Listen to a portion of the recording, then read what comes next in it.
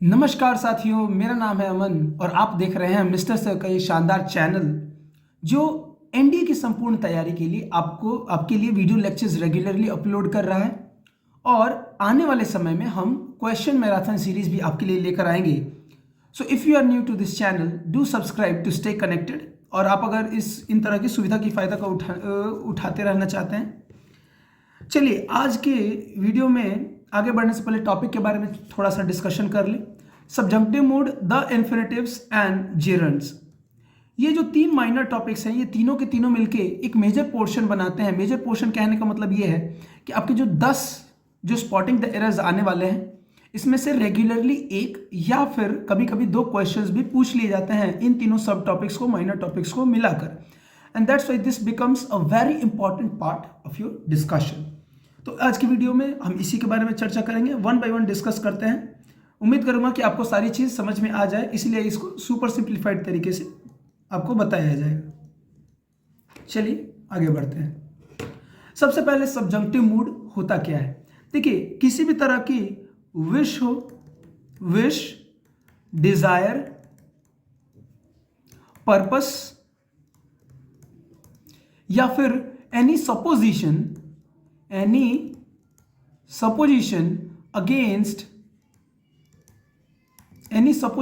against fact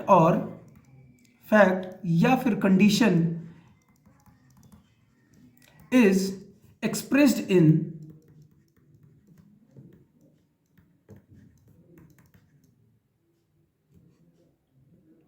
subjunctive mood।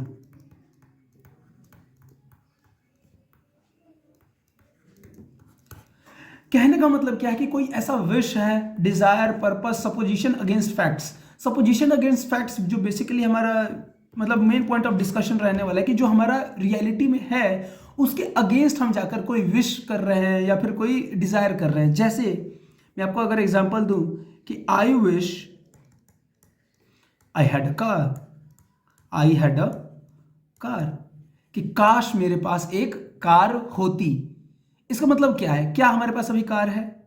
नहीं, obviously सी बात नहीं है। मेरे पास वो चीज़ नहीं है, तभी ना मैं उसकी चाह रख रहा हूँ। इंसान का देखिए, ये मतलब ह्यूमन बींग्स का एक जनरल नेचर है कि आपके पास एक विकास देवी कीर्ति सर ने बड़ी प्यारी लाइन बोली थी जो कुछ इस प्रकार से थी कि हाँ, मिल गया सो मिट्टी है और नहीं मिला वो सोना है। तो हमारे पास कार नहीं है, हम उसी का विश रख रहे हैं और वही हमारा सब चीज़। अगर मेरे पास कार होती तो हो सकता है कि मैं उससे और बड़ी कार की डिज़ायर रखता। तो इस तरह की जो सपोजिशन अगेंस्ट फैक्ट्स है उसमें अगर विश रहे, डिज़ायर रहे, पर्पस रहे, या फिर कुछ ऐसा भी हम सपोजिशन अगेंस्ट कंडीशन दे दें कि जैसे इफ़ यू वर्क हार्ड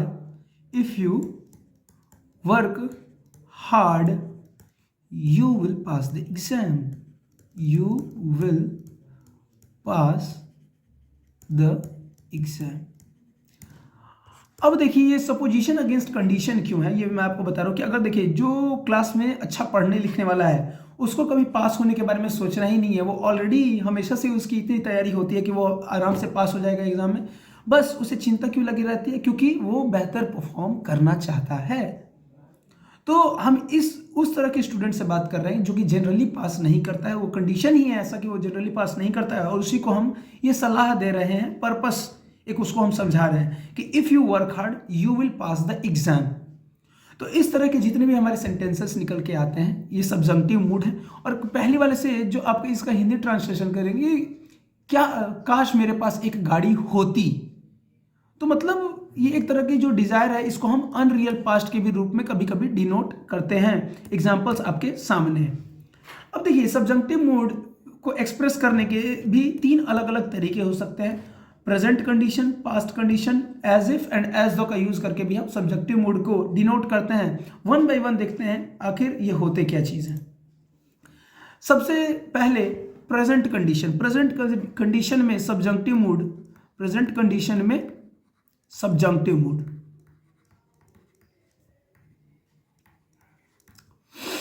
अगर सबसे पहले मैं एग्जांपल से ही इसको शुरू करना चाहूं, जैसे हमने पिछले एक एग्जांपल लिखा था कि if you work hard If you work hard, you will pass the exam. if you will pass the exam.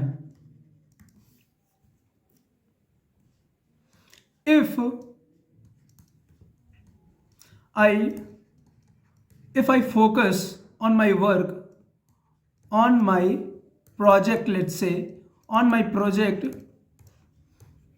I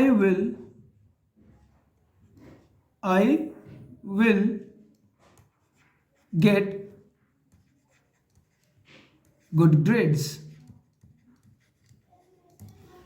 तो क्या ये अभी जो, अगर ये दोनों सेंटेंसेस बोलेगा, ये अभी के लिए बोले जा रहा है? नहीं, हमारा प्रेजेंट में काम करने के लिए, जैसे इफ यू वर्क हार्ड की मतलब ये अभी की बात की जा रही है कि अगर अभी तुम मन लगा के काम करोगे, बहुत अच्छे तरीके से काम करोगे, तो you will pass the exam. देखिए सब्जंक्टिव मूड की सबसे बड़ी खासियत ये होती है कि हम ये एक सेंटेंस को टू फॉर्म ऑफ वर्ब्स में एक्सप्रेस करते हैं। टू फॉर्म ऑफ वर्ब्स का हम यूज करते हैं, टू फॉर्म ऑफ वर्ब्स,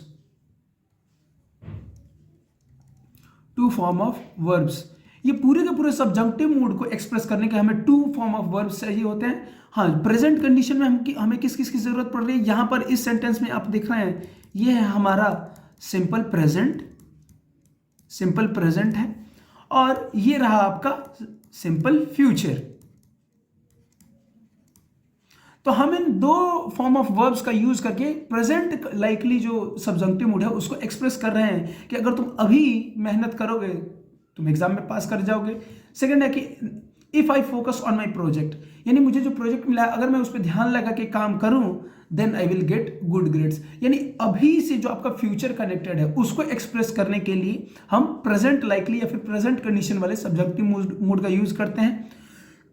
जो चीज आपको ध्यान में रखनी है वो ये है कि हम जहां पे इफ लगा रहे हैं उसके साथ सिंपल प्रेजेंट वाला सेंटेंस यूज कर रहे हैं, और जो रेस्ट ऑफ द सेंटेंस है, जो सेकंड डिपेंडेंट सेंटेंस है, वो आपका सिंपल फ्यूचर में है। फिर से रिपीट करता हूं, इफ के साथ हम सिंपल प्रेजेंट वाले सेंटेंस को यूज कर रहे हैं, और जो डिपेंडेंट सेंटेंस है, डिपेंडेंट सेंटेंस में इसलिए कह रहा हूं क्योंकि अगर मैं अभी फोकस करूंगा तभी मुझे गुड ग्रेड्स मिलेंगे। तो ये जो डिपेंडेंट सेंटेंस है ये है हमारा सिंपल फ्यूचर में। आई होप ये चीज आपको समझ में आ गई है। एक और एग्जांपल मैं लिखना चाहूंगा कि इफ आई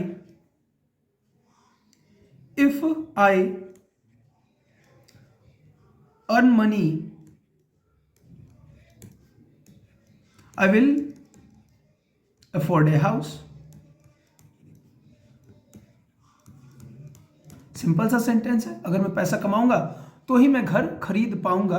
तो इफ जहां जुड़ा है सिंपल प्रेजेंट, और जो डिपेंडेंट सेंटेंस है सिंपल फ्यूचर में, यही है आपका पास्ट कंडीशन, प्रेजेंट कंडीशन वाला, सॉरी। पास्ट कंडीशन में क्या होता है, इसमें भी आपको टू फॉर्म ऑफ वर्ब्स का हेल्प लेना पड़ता है, ठीक है ना। और इसमें जनरली जो आपका जो इफ के साथ जुड़ा हुआ सेंटेंस होता है उसके साथ या तो हम वर का इस्तेमाल करते हैं और नहीं तो हैड का इस्तेमाल करते हैं। और जो सेकंड वाला होता है उसमें आप वुड या would have as per the would have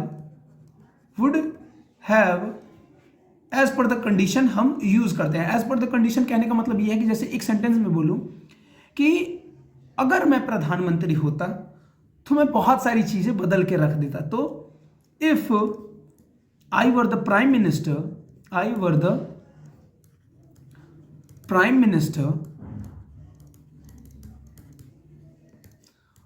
would change many things, I would change many things। तो अगर मैं प्रधानमंत्री होता तो मैं बहुत सारी चीजों में परिवर्तन लाता, मैं बहुत सारी चीजें बदलता। If I had a car I would not have come on foot. कि अगर मेरे पास कार होती मुझे पैदल आने की आवश्यकता नहीं पड़ती, मैं पैदल आता ही नहीं अगर मेरे पास कार होती। तो देखिए यहां पर क्या है, इफ वाला जो सेंटेंस है उसके साथ हम या तो वर का इस्तेमाल कर रहे हैं नहीं तो हैड का यूज कर रहे हैं पास्ट कंडीशन के लिए।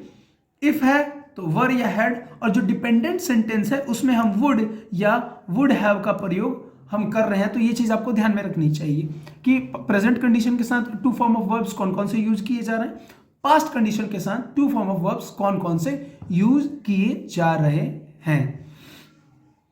If you had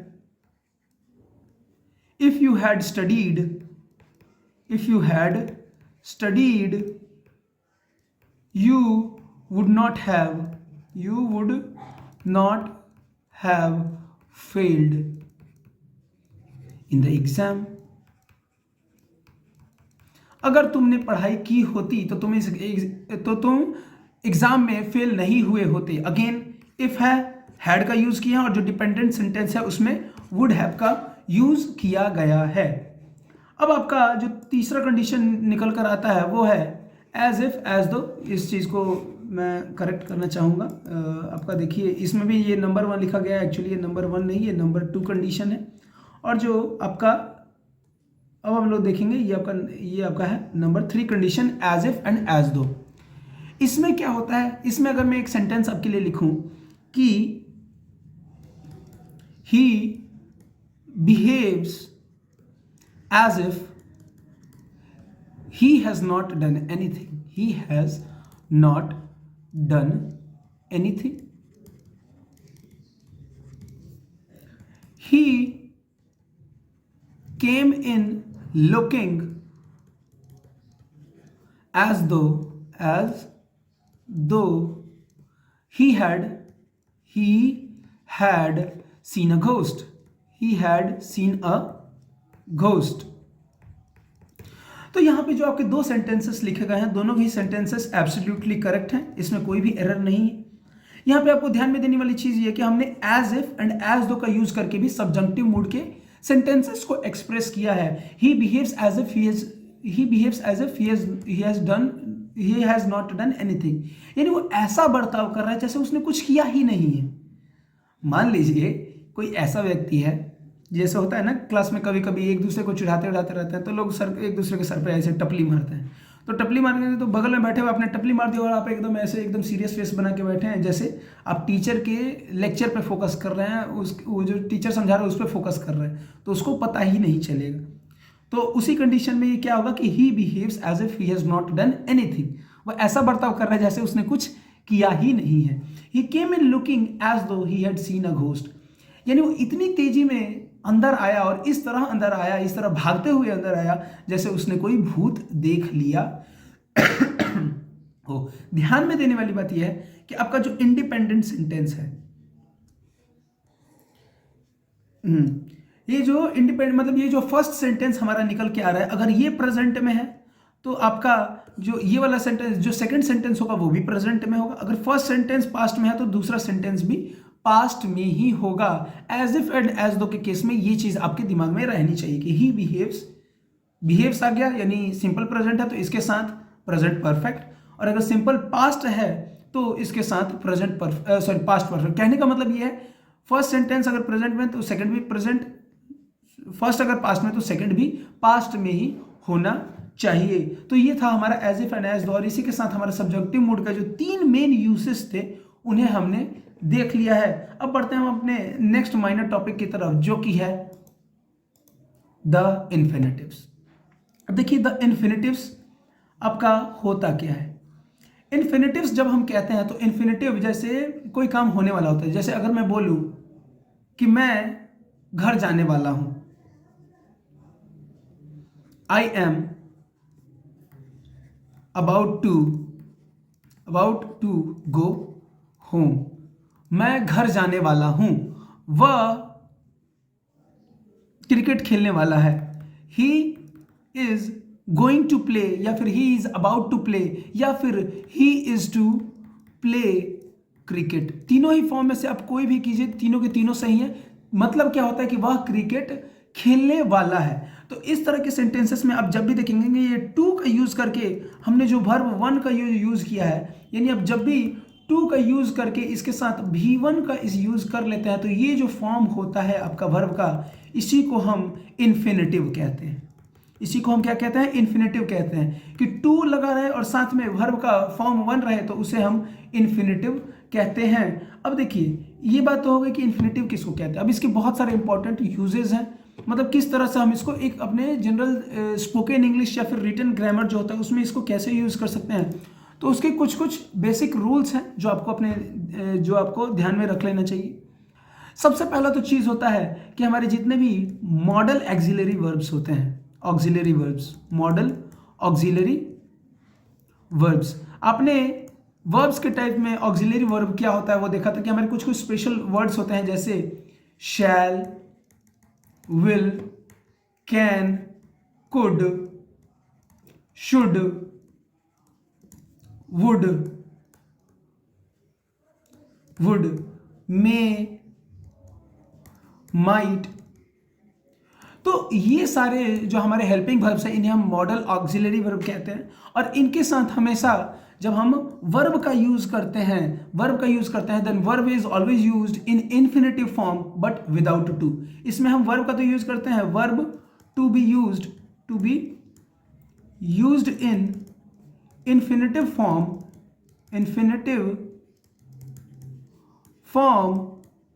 but without to, यानी टू का इस्तेमाल किए बिना ही हमें, मतलब सिंपली कहने का मतलब ये कि हमें वर्ब वन का यूज करना है जब भी ये सारे आपके हेल्पिंग वर्ब रहे तब। जैसे he may go to school, he may go to school. जैसे आप जब क्लास में बैठे रहे तो आपको बाहर जाना होता है तो आप क्या पूछते हैं कि sir may I go out of the class, may I go out of the class. इन दोनों ही सेंटेंसेस में आप देखिए आपने मे का यूज किया और ये वाला ऑक्सिलरी वर्ब जैसे लगा तो आप, ये गो है एक्चुअली, आप क्या करेंगे, इन्फिनेटिव वर्ब यानी वर्ब वन का यूज करेंगे बट विदाउट टू।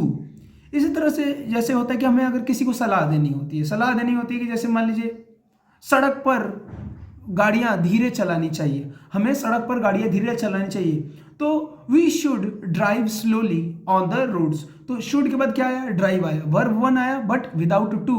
तो यहां भी हम इन्फिनेटिव्स का यूज कर रहे हैं। तो सबसे पहला यूज कहां होता है इसका, मॉडल ऑक्सिलरी वर्ब्स के साथ। सेकंड जो यूज होता है इन्फिनेटिव्स का वो होता है आपका स्पेशली केस में, जैसे दो ग्रुप ऑफ वर्ड्स हैं, जैसे डेयर नॉट, नीड नॉट। जितने भी हमारे निगेटिव सेंटेंसेस होते हैं, निगेटिव सेंटेंसेस जिसमें हमारे वर्ड्स आ रहे हैं जैसे need not, dare not and need not. तो ये जो नीड नॉट हमने लगाया इसके बाद हम जो वर्ब फॉर्म यूज करेंगे after them verb to be used is infinitive form, is in infinitive form but without to,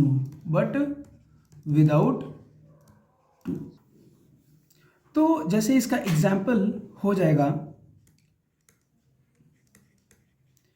dare not, मैं यहाँ पे दो सेंटेंसेस लिखूंगा, उससे आपको क्लियर हो जाएगा कि कौन सा सेंटेंस क्लियर है और कौन सा करेक्ट है और कौन सा इनकरेक्ट है। जैसे dare not to come in my house, और दूसरा सेंटेंस है dare not come in my house. दोनों ही सेंटेंसेस में देखिए हमने जो चीज यहां पे पढ़ी है सेम चीज होनी चाहिए कि निगेटिव सेंटेंसेस होने चाहिए। यस, ये निगेटिव सेंटेंस है। डेयर नॉट और नीड नॉट का यूज, तो यहाँ पे डेयर नॉट का यूज हमने किया है, लेकिन जब डेयर नॉट का यूज कर दिया तो हम इन्फिनेटिव वर्ब का यूज तो करेंगे बट वहां पे टू का कोई भी यूज नहीं होना चाहिए। विदाउट टू हम इन्फिनेटिव का यूज करेंगे and that's why second sentence is correct and first one is incorrect. इसी तरह से अगर मैं बोलूं कि need not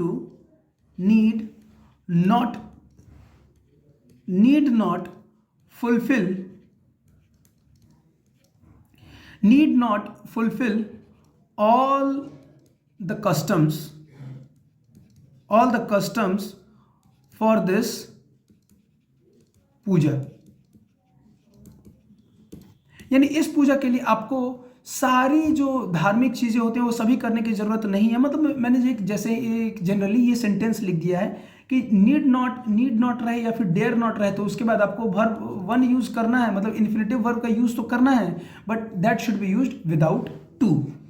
moving on to our next rule. और इसका जो रूल नंबर 3 है, रूल नंबर 3 ये कहता है कि आपके कुछ प्रीपोजिशन है। जैसे एक प्रीपोजिशन है बट, जिसका हम सबसे ज़्यादा यूज करते हैं, और अगर कभी भी एक सेंटेंस में आपका बट आता है और बट के बाद कोई वर्ब आता है, जैसे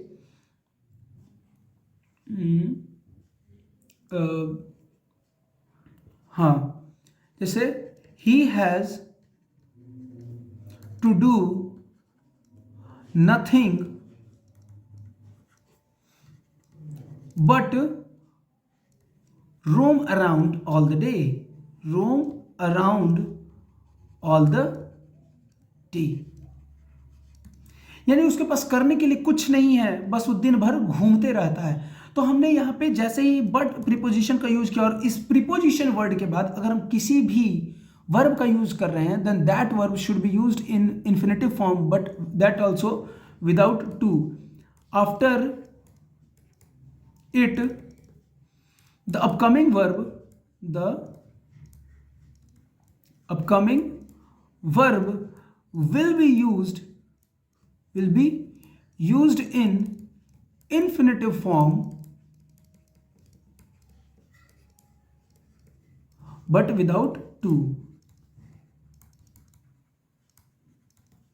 देखिए इसका जो नाम ये इतना बड़ा है, इससे घबराने की कोई भी आवश्यकता नहीं है। मैं जब भी इन्फिनेटिव फॉर्म ऑफ वर्ब कह रहा हूं तो बस सिंपली आप इतना समझ लीजिए कि मैं टू और वो जो वर्ब है उसका हम V1 की बात कर रहा हूं, बस इतनी ही बात की जा रही है। He has nothing to do but roam around all the day. After losing all his money, he could do nothing but cry। he could do nothing but cry, यानी सारे पैसे खोने के बाद वो कुछ नहीं कर सकता था सिवाय रोने के। हाँ, इस बट का जो एक्चुअल मीनिंग हिंदी में होता है वो होता है सिवाय रोने के, यानी इस काम के अलावा दूसरा कुछ भी नहीं कर सकता था, बिकॉज ही वॉज हेल्पलेस। तो after losing all his money he could do nothing but cry. तो बट का प्रीपोजिशन जहां भी है उसके साथ अगर हमें वर्ब यूज करना है then that should be in infinitive form but without to. हमारा देखिए नेक्स्ट है कुछ ग्रुप ऑफ वर्ड्स हैं, और ग्रुप ऑफ वर्ड्स कहने का मतलब ये है कि जैसे वुड रैदर, कॉमन नहीं यहां पे, वुड रैदर, हैड रैदर, या rather than as well as. देखिए इस तरह के सेंटेंसेस आपके जब भी आएंगे, इस तरह के सेंटेंसेस जिसमें हम would rather, had rather, rather than, as well as, etc और भी कुछ ग्रुप ऑफ वर्ड्स है, इन सब का हम यूज जब भी कर रहे हैं तब आपका वर्ब में जो आपका वर्ब का फॉर्म यूज होता है that should also be in infinitive but without to. यहां भी हम विदाउट टू ही उस इन्फिनेटिव का यूज कर लेते हैं। जैसे आई would rather study in my house, I would rather study in my house. इसके पहले जो एक सेंटेंस होना चाहिए था वो होना चाहिए था कि I am not going to play, I will not play today, I will not play today, I would rather study in my house. तो देखिए ये ऐसा सीन हो सकता है कि आपका कोई दोस्त आया, आपको आपके घर आया पूछने के लिए कि चलो भाई खेलने चलोगे, तो आप कह रहे हैं कि no gentleman I will not play today, I would rather study in my house, कि आज मैं अपने घर में ही रहकर पढ़ना पसंद करूंगा, मतलब बाहर जाने की बजाय मैं अपने घर में रहकर ही पढ़ना पसंद करूंगा। तो ये आप कहना चाहते हो। तो इस तरह से वुड रैदर का आपने इस्तेमाल किया तो वहां पे वर्ब वन का भी इस्तेमाल करना पड़ेगा। rather than focusing on his work rather than focus, actually, rather than focus on his work, he keeps wandering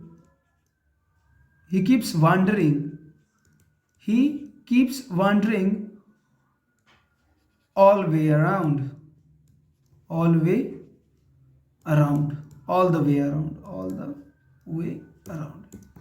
यानी वह अपने काम पर फोकस करने की बजाय इधर उधर हमेशा भटकते रहता है, इधर उधर घूमते रहता है।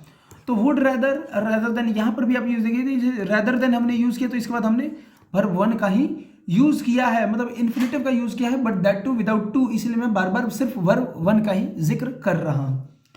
तो इस तरह के वर्ड्स आपके जब भी आए, would rather, had rather, rather than, as well as, तो आपको जो वर्ब का फॉर्म यूज करना है, मतलब इनके बाद अगर कोई वर्ब आ रहा है तो वो आपका हमेशा V1 में रहेगा। ये बात आपको अपने दिमाग में बैठा लेनी है। इन्फिनेटिव में रहेगा, बट इन्फिनेटिव में टू का यूज नहीं होगा। अब देखिए इसके कुछ खास यूजेस हैं, और खास यूजेस में आपको मैं ये बताना चाहूंगा कि जैसे in a sentence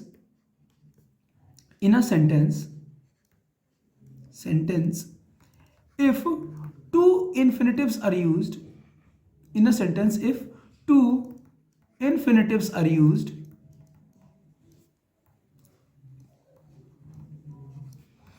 then condition number A, if they are synonymous,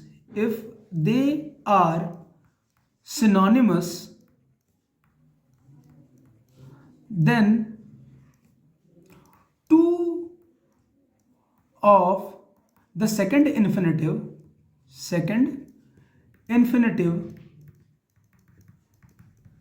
is omitted. B, if not synonymous,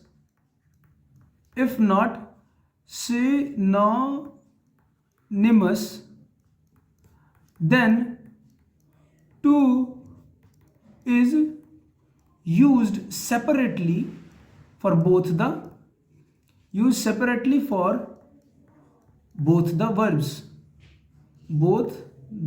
verbs. एक सेंटेंस में आपके अगर दो इन्फिनेटिव का यूज किया गया है, जैसे अगर मैं बोलूं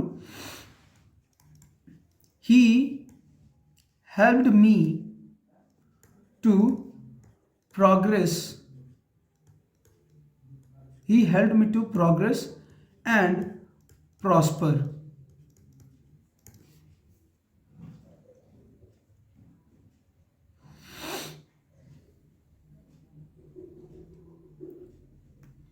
Life teaches you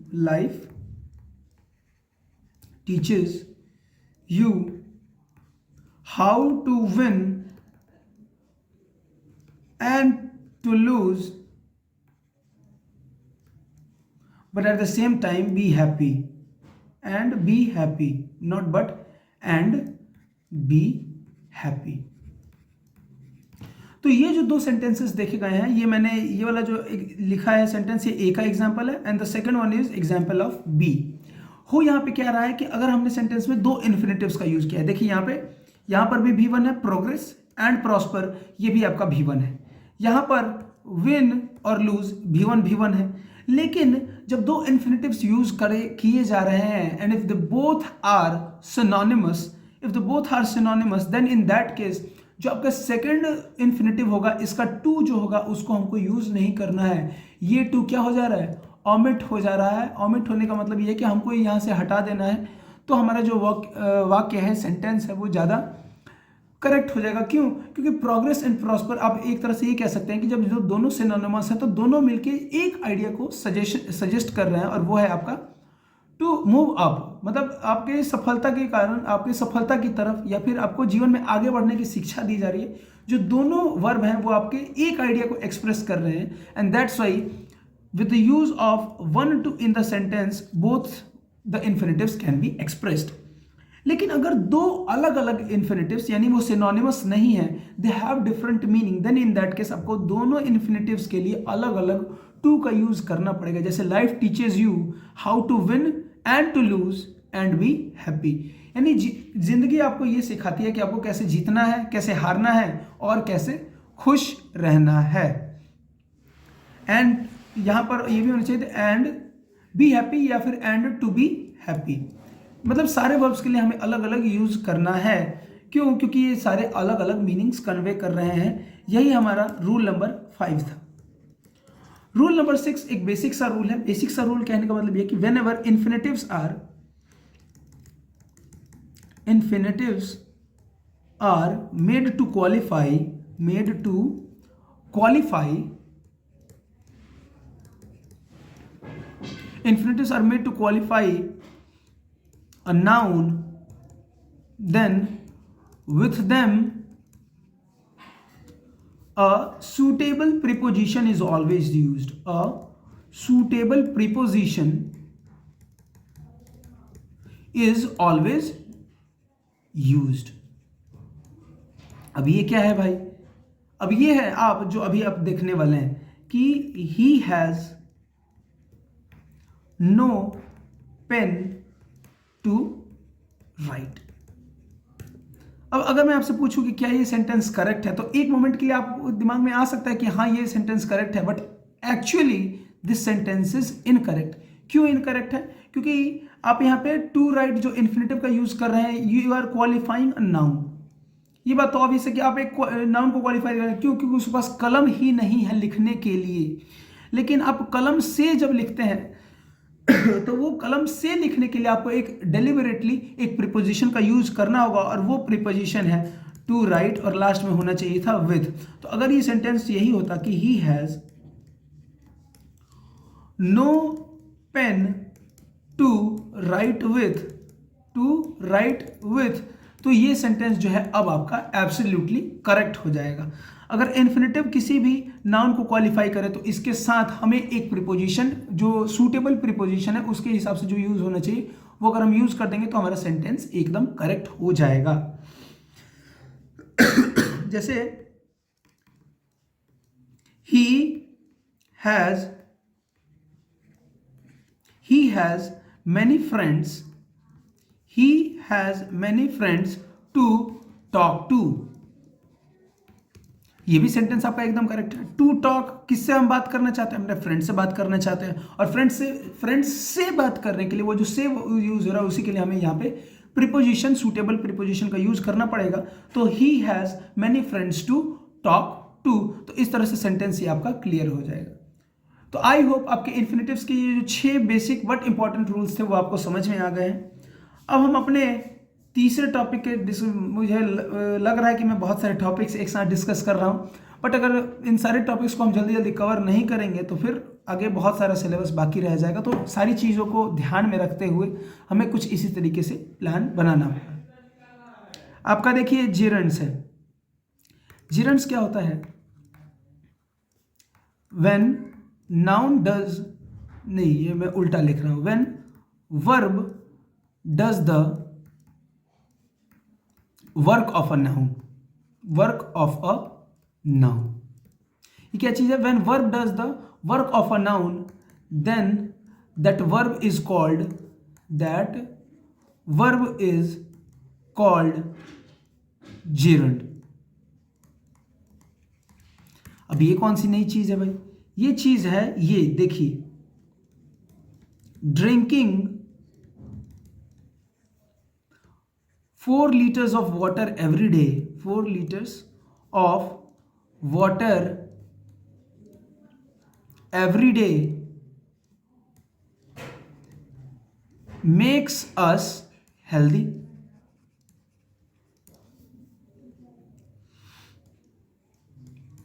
Driving at high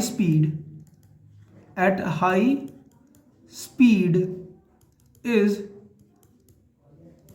prohibited. या फिर एक जो सेंटेंस आप जनरली देखते हैं मूवी के स्टार्टिंग से पहले कि स्मोकिंग इज इंजूरियस टू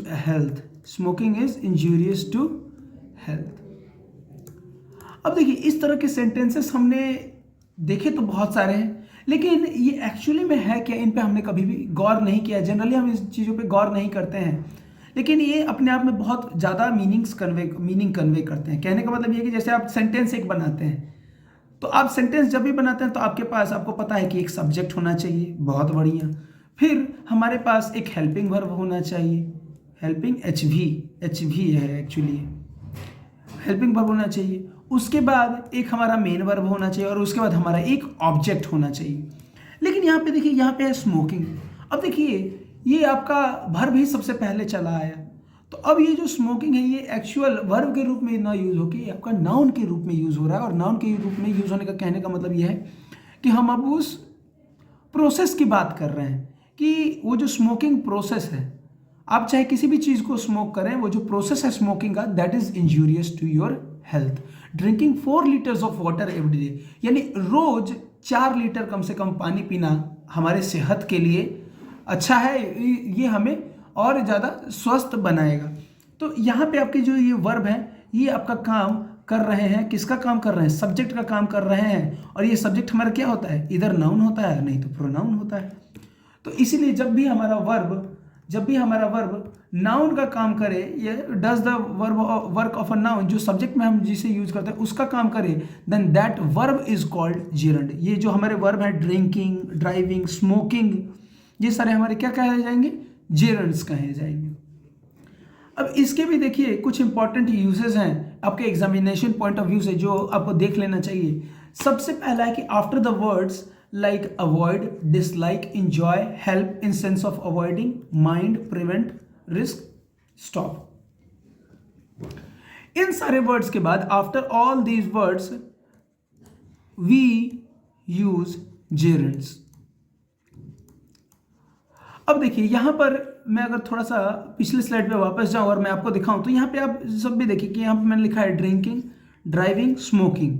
लेकिन ये जितने भी drink, drive and smoke, drink, drive है, स्मोक है, ये जो तीनों के तीनों हमारे वर्ब हैं एक खास फॉर्म में यहाँ पे यूज हुए। और अगर मैं याद दिलाना चाहूँ वो कौन सा फॉर्म है, तो वो है आपका वर्ब 4, यानी आपका प्रोग्रेसिव फॉर्म है। तो आपका जब भी जितने भी जेरंड्स होंगे वो हमेशा वर्ब तो होंगे, लेकिन वर्ब के कौन से रूप में यूज किए जाएंगे, वर्ब 4 के रूप में वो हमेशा यूज किए जाएंगे। ये चीज आपको हमेशा ध्यान में रखनी है कि जेरंड्स हमेशा वर्ब 4 के रूप में यूज किए जाते हैं। तो after words like avoid, dislike, enjoy, help, mind, मतलब इस ऐसे ही कुछ कुछ वर्ड्स हैं जिनके बाद हमेशा जेरंड्स का यूज करना होता है, यानी वर्ब 4 का हमेशा यूज करना होता है। जैसे you should avoid talking to, you should avoid talking to toxic people, यानी वैसे लोग जो हमेशा जहर उगलते रहते हैं उनसे तो बच के ही रहना चाहिए, उनसे बात ही नहीं करना चाहिए। I cannot help looking at you, I cannot help looking at you, कि मतलब इन वे सेंस आप ये कहना चाहते हैं कि आप उस चीज से, उस व्यक्ति से नजर हटाना तो चाहते हैं लेकिन आप उससे नजर हटा नहीं पा रहे हैं। यू कैन नॉट, जैसे इसमें मैं माइंड का यूज करके बनाऊं, I don't mind his talking in the meeting. तो इन सारे एग्जाम्पल्स में आप देखिए कि आप जैसे हेल्प है और यहाँ पे अवॉइड है, हेल्प है, माइंड है, तो ये सारे हमारे जो ये स्पेशल वर्ड्स यहाँ पे दिए गए हैं, इन सब के बाद हमें जेरंड्स का यूज करना होता है। जैसे यहाँ पे है टॉकिंग, लुकिंग, टॉकिंग है, लुकिंग है, यहाँ पे अगेन टॉकिंग है। जो भी वर्ब आपका आएगा वो इन सारे वर्ड्स के बाद वो हमेशा अपने वर्ब 4 यानी प्रोग्रेसिव फॉर्म में होगा। नेक्स्ट है आपका after words like accustomed to, fed up with, habitual to, is no good, is used to insist on succeed. इसमें एग्जांपल के थ्रू ही चलिए इसको भी हम समझने की कोशिश करें। He succeeded in qualifying NDA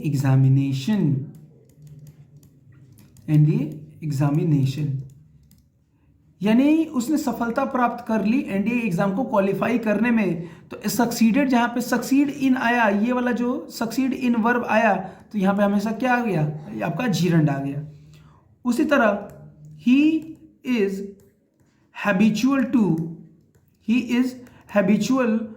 to या फिर habituated to studying for long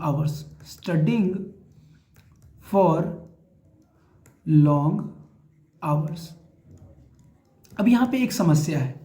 समस्या क्या है कि आपने पहले कभी ये देखा होगा कि हम जैसे ही टू का यूज कर देते हैं और टू के बाद हम जब भी किसी वर्ब को यूज करते हैं तो अपने V1 के रूप में यूज किया जाता है। लेकिन यहाँ पे आप देखने, मैंने टू का यूज किया है लेकिन यहाँ पे वर्ब 4 का यूज किया है, और ये जो यूज है ये एब्सोल्युटली करेक्ट है, इसमें कोई भी एरर नहीं है।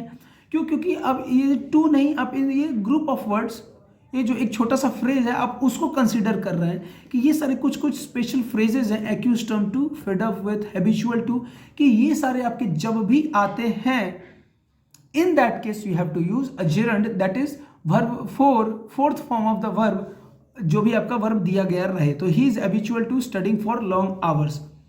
आई एम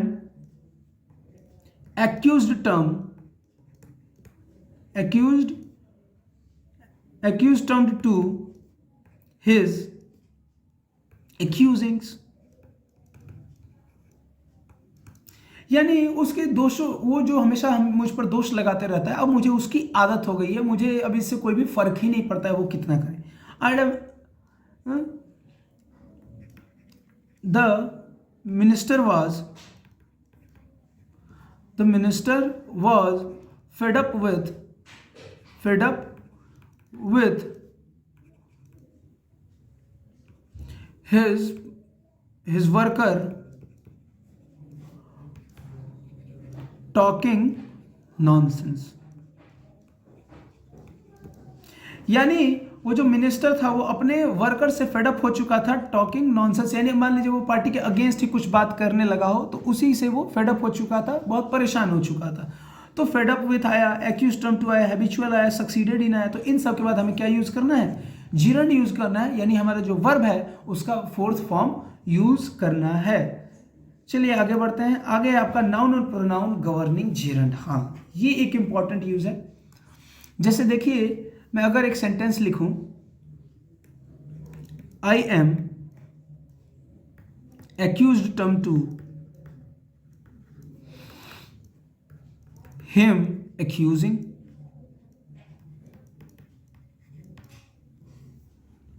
दूसरा अगर मैं सेंटेंस लिखूं कि he is habituated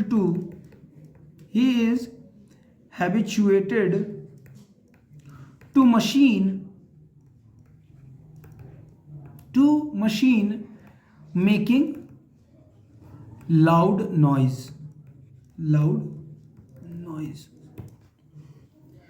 देखिए, ये आपके जो दोनों के दोनों ही सेंटेंसेस, ये दोनों ही इनकरेक्ट है। और क्यों इनकरेक्ट है? क्योंकि रूल आपका ये कहता है कि ऑल द नाउन या pronoun which governs the gerund कहने का मतलब ये है कि जो जीरंड के जस्ट पहले आए, जैसे यहां पे हमारा हिम आया है और यहां पर मशीन आया है, नाउन या pronoun governing gerund, it must be in possessive form. Noun और pronoun they should be in possessive form, और यही आपका ये रूल कहता है। तो इसके हिसाब से हमारा जो ये प्रोनाउन है या फिर ये जो नाउन है, ये आपका पोजेसिव फॉर्म में होना चाहिए। तो इंस्टेड ऑफ हिम हमें यहाँ पे क्या लिखना चाहिए था, हिम का पोजेसिव फॉर्म होता है हिज, मशीन का पोजेसिव फॉर्म हो जाएगा मशीन्स। तो यहाँ पे होना चाहिए था कि I am accustomed to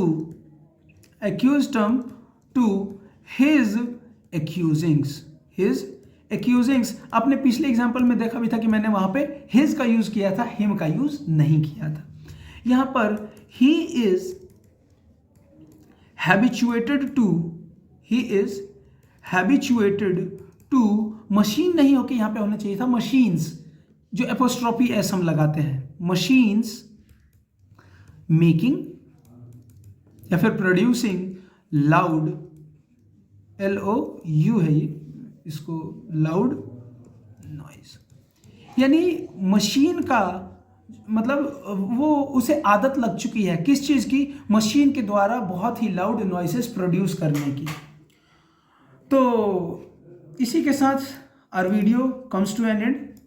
I hope you enjoyed the video, and if you have enjoyed the video then do like and share this video with your friends, ताकि जैसे आप तैयारी कर रहे हैं और आपके फ्रेंड्स भी जो तैयारी कर रहे हैं उनके लिए ये हेल्पफुल हो जाए। आगे आने वाले टाइम में मैं कल या परसों में ज्योग्राफी का एक और लेक्चर आपका अपलोड हो जाएगा। So if you want to get benefited from all these lectures then do subscribe to this channel, और मिलते हैं अगले वीडियो में। तब तक के लिए जय हिंद एंड कीप स्टडिंग। चलिए बाय।